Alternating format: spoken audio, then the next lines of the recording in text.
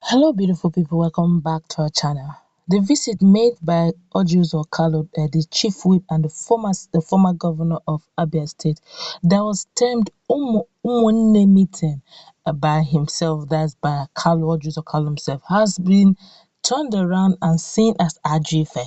Well, in a moment, you're going to find exactly what the lead counsel of Nnamdi Kanu is going to do or is already getting, at as we speak right now. I would like you to subscribe to our channel by clicking on the red subscribe button. Beside it, you see a bell notification icon. Please go ahead, click on it to get notified as soon as we update our channel on YouTube. Well, Ifeanyi Ejiofor, the lawyer to the detained leader of the indigenous people of Biafra, Nnamdi Kanu, on Tuesday protested the visit of a former governor of Abia State, Orji Kalu, to the IPOB leader, that's Indigenous People of Biafran leader, in the custody of Department of State Services, saying the visit violated court orders. Ejiofor raised the objections in a statement issued in Abuja on Tuesday titled Update on our visit to our noble client Onyendo Nnamdi Kanu at the DSS headquarters Abuja on November 29, 2021.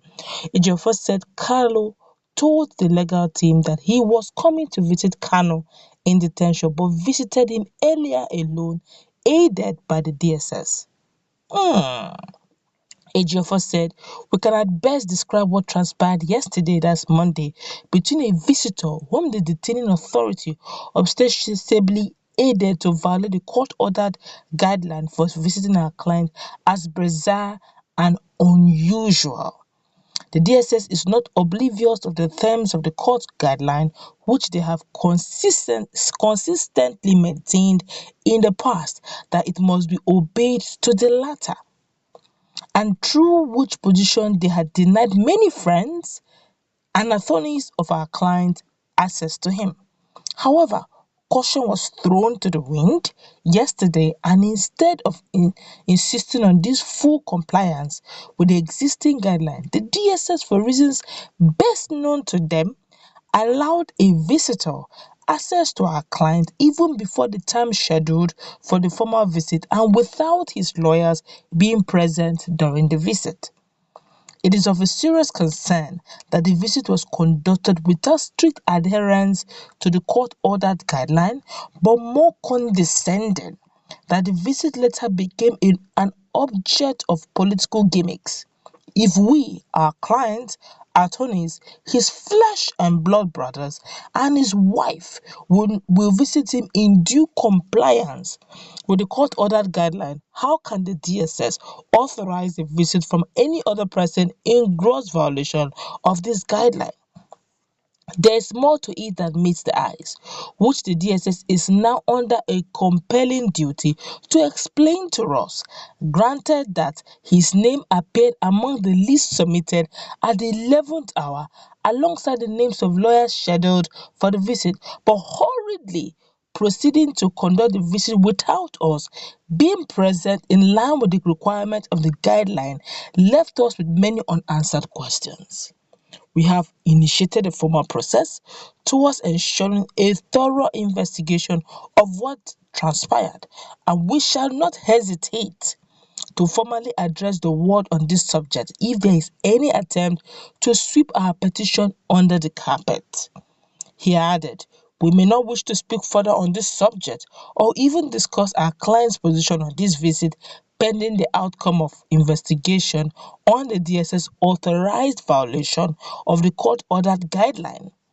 Inasmuch as we have unequivocally demanded an immediate investigation, we are not by any means insinuating that visitors of our client's choice are not permitted or restrained from visiting him henceforth, but our position is that every visit to our client must conform with the already set out guideline by the court.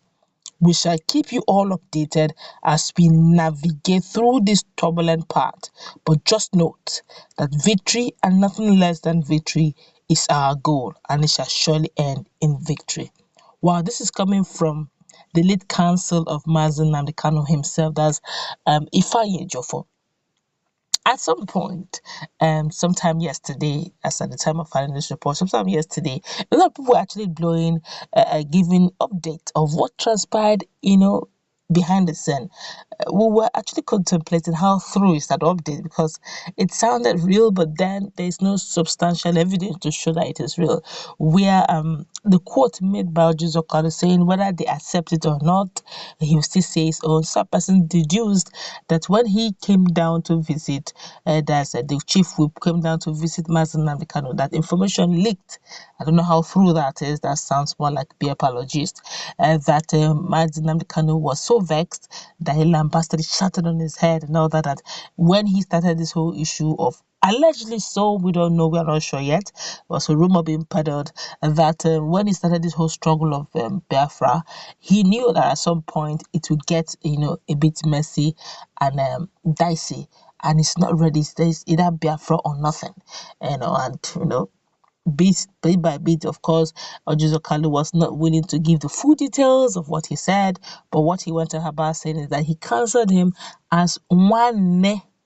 Okay, but it was supposed to be like umunne meeting, but it ended up, based on what the lead counsel is now saying, that how come his name was submitted 11th hour as in die minute. Okay, I would like to visit Mazan. Okay, the name was submitted die minute, and there was a time schedule they were supposed to meet and go in together, but alas, the whole thing happened even before they went to visit Mazen Nnamdi Kanu. He has already visited, concluded everything was done, and they are wondering how was it possible that this was done? There was let down rules, guidelines being made by the court. It was all violated, and with all this, one begins to wonder.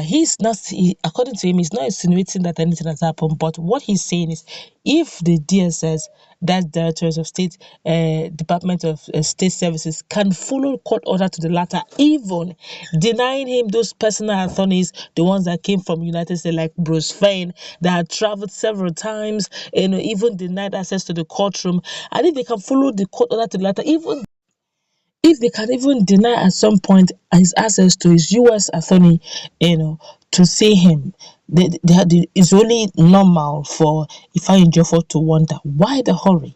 And if there is a hurry, why is it that it was done even though his name was submitted the last, even 11th hour, and yet he was allowed to go in? They didn't follow due process according to Ifeanyi. They didn't follow the court rules. A lot of things were boycotted, and he was allowed access in without his attorneys. According to even him, that sometimes even when his own blood is trying to visit him, they follow the court proceedings to the very last.